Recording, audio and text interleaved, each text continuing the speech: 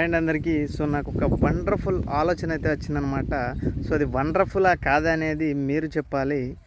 ఆ రైతే రాజు అనేసి అంటున్నాం కానీ అసలు రైతు అనేవాడు అసలు రాజుగా ఎందుకు అవ్వట్లేదు, కేవలం కూలీగానే మిగిలిపోతున్నాడు అని తీవ్రంగా ఆలోచిస్తే నాకు కొన్ని విషయాలు అయితే తట్టినాయి అన్నమాట. అవి మీతో షేర్ చేసుకుందామని అయితే ఈ వీడియో చేస్తున్నాను. అదేంటంటే మనం చిన్నప్పుడు చదువుకున్నటువంటి 7వ తరగతి సాంఘిక శాస్త్రంలో ఒక చిన్న సూత్రం అయితే ఉందన్నమాట. అదేంటంటే సప్లై అండ్ డిమాండ్. మనము పంటలు అనేవి ఒకే రకమైనటువంటి పంటలు పండిస్తున్నప్పుడు ఏమవుతుందంటే దాని యొక్క సప్లై అనేది పెరిగిపోవడం వల్ల డిమాండ్ అనేది మార్కెట్లో ఆటోమేటిక్గా తగ్గిపోతుంది. మరి ఇంత చిన్న లాజిక్ని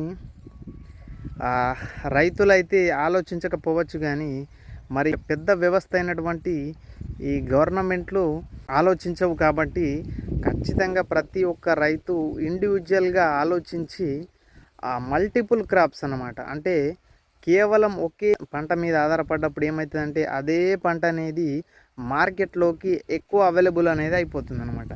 ఎక్కువ అవైలబుల్ అయినప్పుడు ఏమవుతుంది, సప్లై పెరిగినప్పుడు ఆటోమేటిక్గా డిమాండ్ అనేది తగ్గిపోతుంది. ఇది మన 7వ తరగతిలో సాంఘిక శాస్త్రంలో ఉన్నటువంటి సింపుల్ సూత్రం అన్నమాట.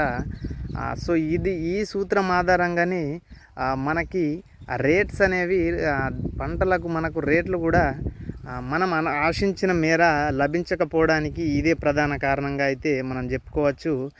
మరి రైతులు ఖచ్చితంగా ప్రతి ఒక్క రైతులు కూడా డిఫరెంట్ పంటల గురించి అవగాహన తెచ్చుకొని పంటలు రైతులు చేంజ్ చేసినట్టు కూడా ఉంటుంది. అంటే క్రాప్ అనేది చేంజ్ చేయడం వల్ల డిఫరెంట్ పోషకాలు అనేవి మన భూమిలో స్టోరేజ్ అయినటువంటి పోషకాలని మనం క్రాప్ చేంజ్ చేయడం వల్ల ఎక్కువ మొత్తంలో స్టోరేజ్ అయిన పోషకాలని వాడుకున్నట్లు ఉంటుంది.